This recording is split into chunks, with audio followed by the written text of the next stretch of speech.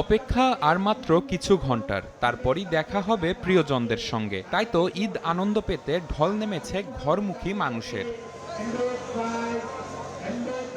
শনিবার বিকেল থেকে ঘরমুখী মানুষের ভিড় বাড়তে থাকে সদরঘাট লঞ্চ টার্মিনালে। একের পর এক ছাড়তে থাকে লঞ্চ। এ সময় সেগুলোতে উপচে পড়া ভিড় ছিল ঘরমুখ মানুষদের। যাত্রী চাপে কিছুটা ভোগান্তি হলেও নির্ধারিত লঞ্চে উঠতে পেরে স্বস্তি জানান দক্ষিণাঞ্চলগামীরা।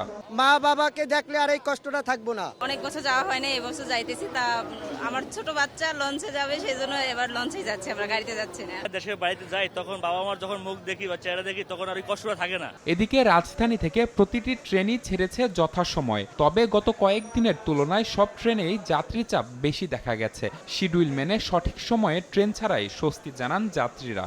চলছে প্রেডিকশন গেম নগদ অ্যাপে। প্রেডিকশন করে জিতুন জিক্সার বাইক, টিভি, স্মার্টফোন সহ আরো অনেক পুরস্কার।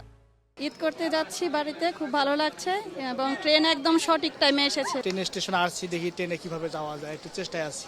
এদিকে গার্মেন্টস ছুটি হওয়ায় রাজধানী ছেড়ে যাওয়া বাসগুলোতে ছিল যাত্রীদের চাপ। বিকেলের পর থেকে এই চাপ বাড়ে আরও। অ্যাভেলেবেল না, বাট খুঁজলে হয়তো বা ওয়েট করলে দুই একটা পাওয়া যাবে। তুলনার চাইতে অনেক বেশি ভাড়া যাচ্ছে। অন্যদিকে মহাসড়কে স্বস্তির যাত্রা হলেও ঢাকা টাঙ্গাইল ও ঢাকা ময়মনসিংহ রুটে যানবাহনের চাপে ধীরগতির পাশাপাশি কোথাও কোথাও কিছুটা যানজট দেখা যায়। চাপ দেখা যায় পদ্মা সেতুর টোল প্লাজা এলাকায়ও। সড়কপথে 2 থেকে 3 গুণ বাড়তি ভাড়া আদায়ের অভিযোগ করেন যাত্রীরা। নিবিড় সাহা, সময় সংবাদ, ঢাকা।